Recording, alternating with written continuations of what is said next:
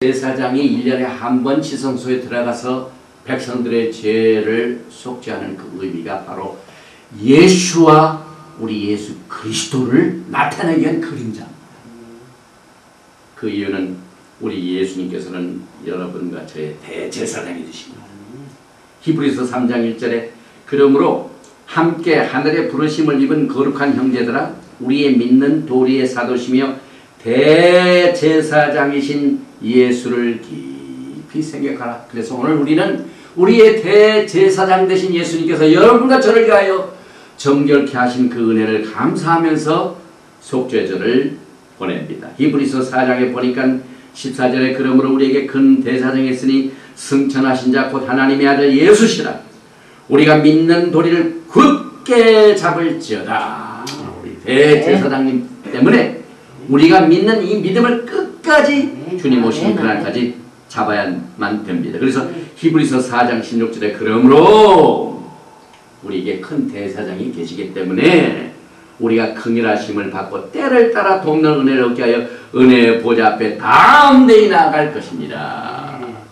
또 우리 예수 그리스도께서는 여러분과 저를 중보하시는 분입니다. 로마서 3장 28장 34절에 누가 정죄하려 죽으실 뿐 아니라 다시 살아나시는 그리스도 예수시니 그는 하나님의 우편에 계신 자요 우리를 위하여 간구하시는 자십니다. 하나님 우편에 계신 예수님이 여러분과 저를 위하여 지금 계속해서 중보해 주시고 중보 기도를 해 주십니다. 우편에 앉다는 게 굉장히 의미가 있어요. 성경에 right hand 오른손 이스라엘 백성들이 애굽에서 빠져나갈 때 그 백성들 구원하신 하나님의 능력을 뭐라고 출애굽기 얘기하면 하나님의 오른팔로 너희를 구원하셨도다.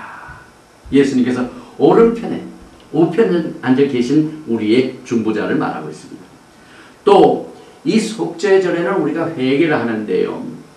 이 속죄절에 여러분과 저의 자신의 죄를 자복하는 것은 굉장히 당연한 일이죠.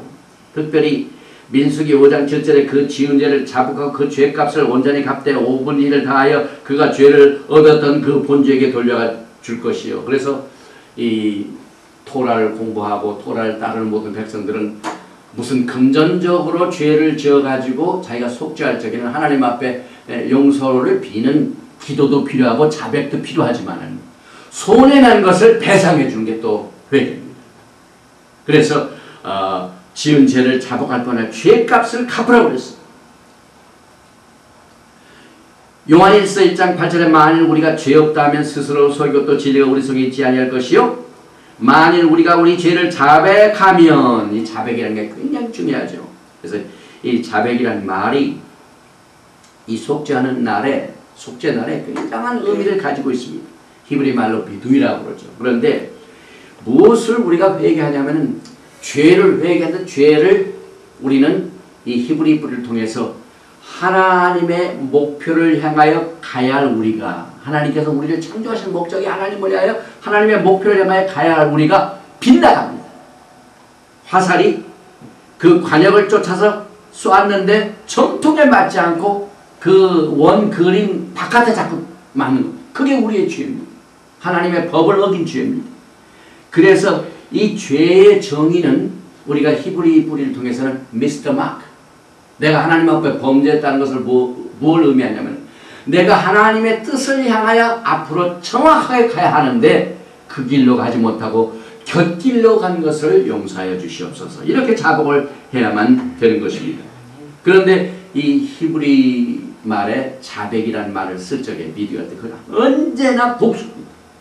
우리가 자백을 해야 할 죄는 단수가 아니에요. 그래서 이 히브리 성경에는 뭡니까? 우리 성경에 창세기 1장 1절, 2절, 3절, 4절, 5절, 6절 있죠. 근데 히브리 성경은 숫자가 없어요. 알렙, 베타, 기멜, 달렙. 숫자 22 이렇게 되어 다 숫자가 있습니다. 그래서 우리의 죄를 자백할 때도 A로 시작하는 죄를 회개하고 B로 시작하는 죄를 회개하고 기멜, 달렙 그 첫 자에 따라서 다 죄가 있다는 겁니다. 그러니 우리의 죄가 추억같이 곱다는 겁니다. 상당히 의미가 있는 말이죠. 영어로 말하면 A부터 Z까지 지은 죄를 우리가 고백을 해야만 됩니다. 또 이날은 눈물을 흘릴 날이, 눈물을 흘릴 문이 활짝 열린 날입니다. 호세아 14장 1절에 이하에 보니까 이스라엘아 내 하나님 여호와께로 돌아오라. 내가 불의함을 인하여 엎드러졌느니라.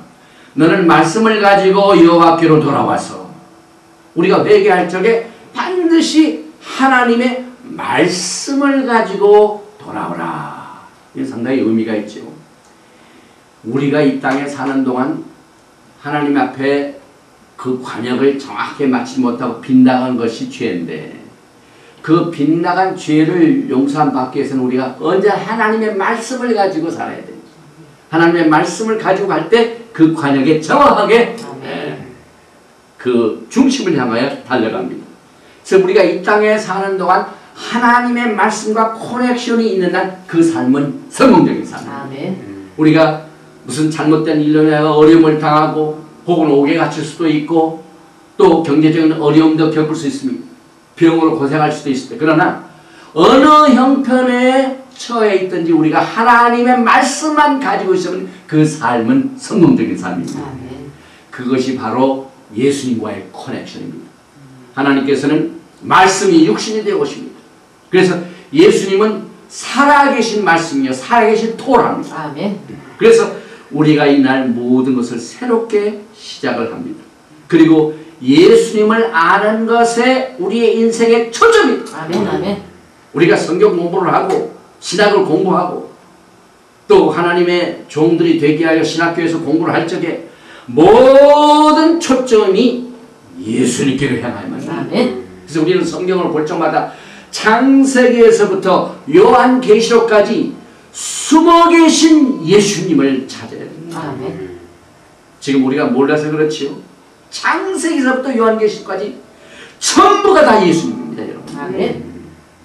우리의 인생의 삶의 목표와 초점이 오늘 이 속죄하는 날 예수님을 향하여 가지 못한 죄를 회개해야만 합니다.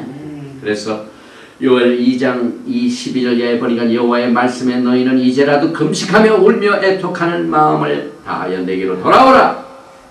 이 돌아온다는 말, 이게 회개인데요. return. 그런데 우리 크리스찬이티, 이 교회에서 죄를 회개한다는 것은 뭐 우리가 범죄한 죄를 용서해달라고 기도하지만은요, 이 히브리를 보면은 굉장히 레벨이 다릅니다.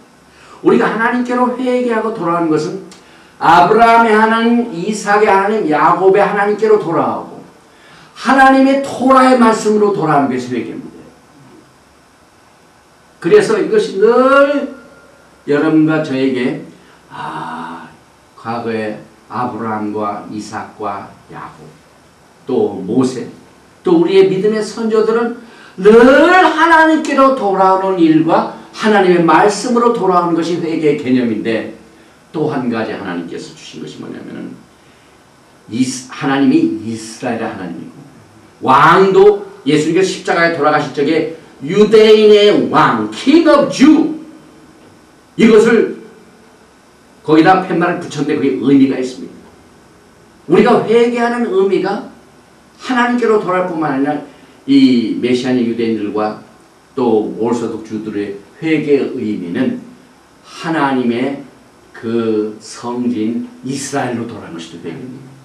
그래서 하나님께서 전 세계에 흩어져 있는 이스라엘 지파들을 지금 회개시키는데 그 회개시키는 과정 중에 하나가 그들을 고토로 돌아가게 합니다. 이 땅 문제가 굉장히 중요하죠.